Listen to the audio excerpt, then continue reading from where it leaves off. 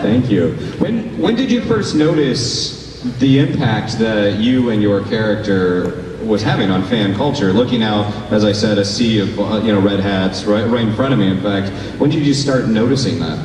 Well, it was probably the extent of it was coming to Comic-Cons and coming to conventions like this. And there was one I went to recently in Dubai, and there was this extraordinary woman who was wearing a full burqa.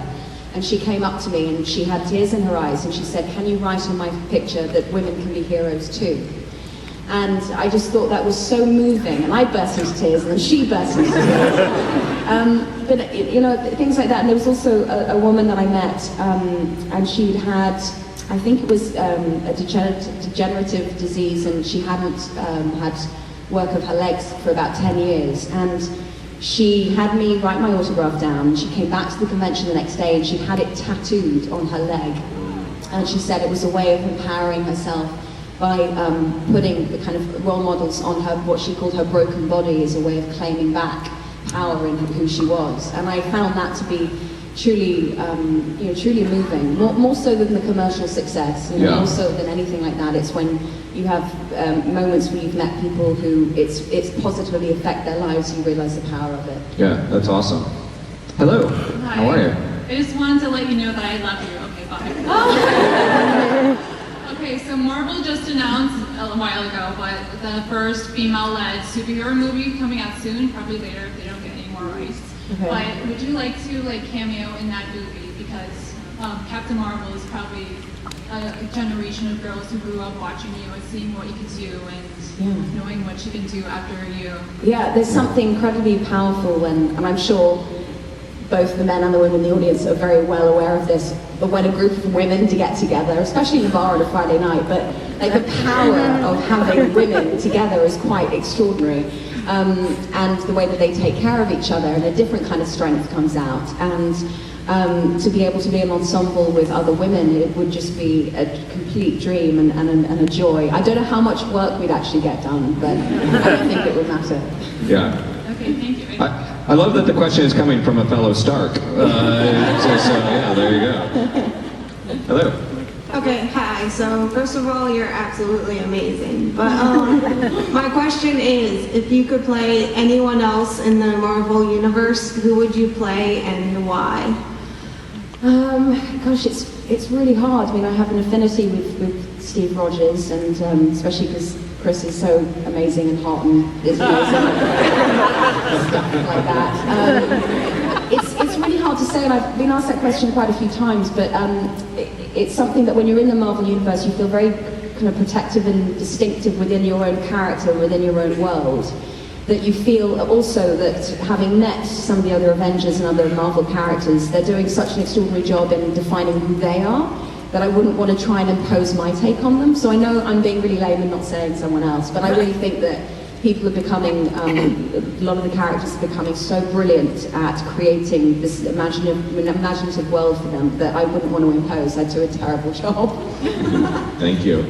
Does it ever cease to be surreal when you say things like, having met some of the other Avengers? Well, when they met me, I mean, they were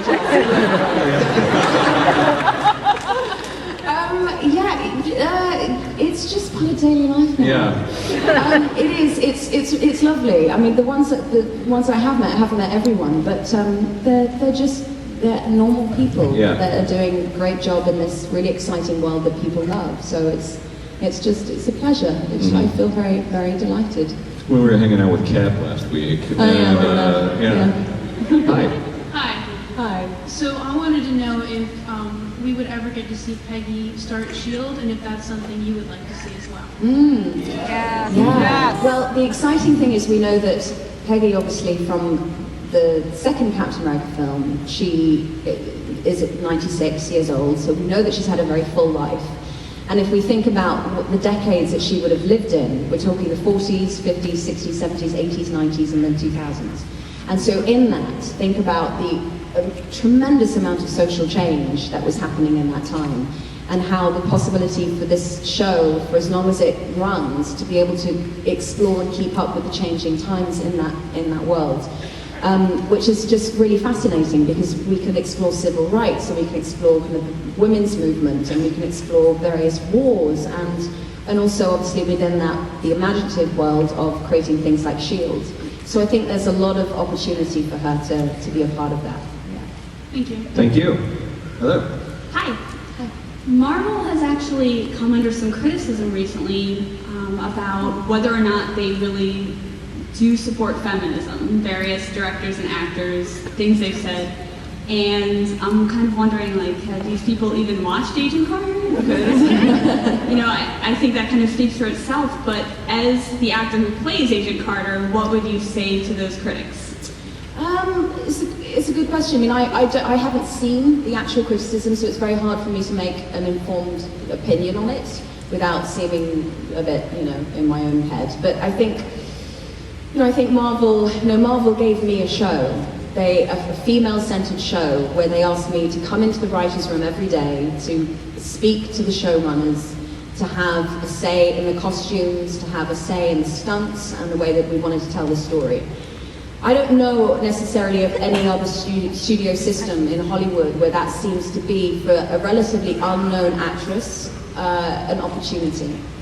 So all I can say is that's the evidence that Marvel love women and that they're setting the groundwork for other shows like mine to be made. And they took a chance on me, and here we are at season 2 and it's paying off. And it's thanks to their belief in me and the show. So I have no criticism in that respect. Yeah. Thank you.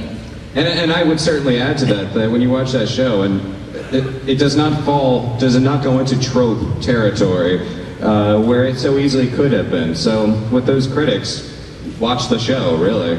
Hi. Hi. I mean, obviously Peggy Carter has become like a huge role model for women and girls everywhere, and I just sort of wondered if you had ever consciously done something in the hopes of being a positive influence. Well, I hope it's also for boys and men, not just the girls.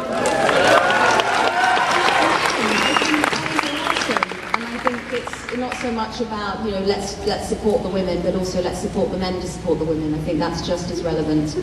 And I didn't kind of set up to do that. I think it's a natural byproduct of the show. I mean, what was the second part of your question? Have you ever consciously done something or said something that you wanted to be a positive influence? I think it was a natural, growing up in London and having very liberal parents who were interested in modern psychology and were interested in universal spiritual principles and the belief in liberation for human beings, like not just women but for men as well. And I think I felt very lucky and fortunate that they brought me up to often say things like, you're smart, you have a voice, rather than, you're so pretty, oh my god. And you look so skinny in that dress. They weren't people who instilled those kind of values in me. They just said, stand up, speak clearly for what you believe in, and trust yourself, and trust that you came into this world with an innate set of skills that are completely personal to you. And it's almost your responsibility to let yourself shine, because in doing that, you can only ever make other people shine. And that's what I'm interested in. Thank you. Thank you.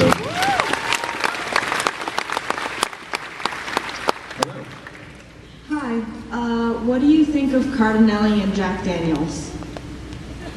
And Jack Daniels. Jack Daniels, the whiskey. The ship. Suzanne Thompson, yeah. Oh, sorry. Oh, I'm so not with it. I thought this was a booze question. It's a thing. Angie and Carter with a bottle of Jack Daniels. Sounds great. What do I think of them in terms of the relationship, the dynamic of them as characters? I think they're very well fleshed out. I think they were cast incredibly well because they're very different people and they have a different approach to the show. And they all bring their kind of different level of wit and humor and seriousness. And the main thing was having the right kind of chemistry between the person that we cast as Angie. And her audition was just so superior to everyone else's because we did the scene, but then at one point the director whispered in my ear to confide in Angie and say, I'm a spy, and see how she reacted. And so in the mid, can you imagine preparing for your role, learning your lines, you go in, you do them, and in the middle of them, the other actress opposite you just goes, "I'm a spy." And her reaction was so spot on and so Angie, and such a mixture of bewilderment, shock, and disgust that she nailed the job and got it. So I think that it's part of the success of the show that we've cast it incredibly well and had such different and very talented actors being part of it. Certainly. Thank you. Hello. Hi. Sorry. It seems Peggy's fighting style is just to pick up a random object and swing. I was wondering if you had a favorite random object that you got to do something up with. Please don't say water bottle. Please don't say water bottle. Microphone. Yeah. Well, it's got to be the stapler. When I read it, I just thought, oh God, that's got to hurt. Wow. But that's also partly why I like her. She kind of fights dirty in the sense that she doesn't have any superpowers, so she just has to use what's around her. So it's very intelligent fighting, and the fact that she can do it in high heels is very impressive. So I'll go with the stapler. Yeah. Cool. Thank you. Hello. Hi. With upcoming season 2, what are the chances that there will be another female agent for Peggy to take under her wing, perhaps even a woman of color? I think it's a fantastic idea, and it's something that we've already been talking about, because one thing that people have responded so well to was having the nemesis in Dottie, this supposedly kind of all-around American girl who was just lovely and a friend to Peg, and then all of a sudden it turns around and she has this extraordinary power and she uses it for evil. And that also creates an equality between the fights between Peggy and Dottie. They meet their match, and Dottie's almost the evil version of Peggy. And I think it's something that will continue. I mean, the exciting thing is we know from season 1 that Dottie is not dead. She managed to escape somehow, and I don't think we've seen the last of her. But then also, as you were saying, a woman of colour is incredibly important, and I think will be a fantastic idea. And it's something that I'll talk to the writers about and see what's out there. Yeah. Well, and the episode where we go to the Russian facility where Dottie was trained, and there was so much crammed into that in a good way, that we have you meeting up with the Howling Commandos. Great to see them again. We have this intensity with a child that commits murder. Like, was that an episode where, for you realized, like, okay, we're going to just keep going here, and this just shows that this is going to be a no-holds-barred kind of show? Yeah, definitely. Well, also, the thing that a lot of people don't know is that I was getting the scripts only 1 or 2 days before we shot any of them, because they were being written as we were making them. For example, a lot of the chemistry between Jarvis and myself is because that's very much my relationship with James, so they kept writing it in. And the same thing with the Howling Commandos. What I thought was that the season would be initially about every episode trying to find another of Howard Stark's bad babies. Yeah. But because that's found in the early episodes, you go, well, where do you go from here? So then you have to bring in the Howling Commandos, you have to take it up a step, and there has to be twists and turns along the way to keep the audience on their toes, but to also give them more than what they could ever expect. Yeah. It was an excellent episode. Would you guys like to see the Howling Commandos come back? Yeah!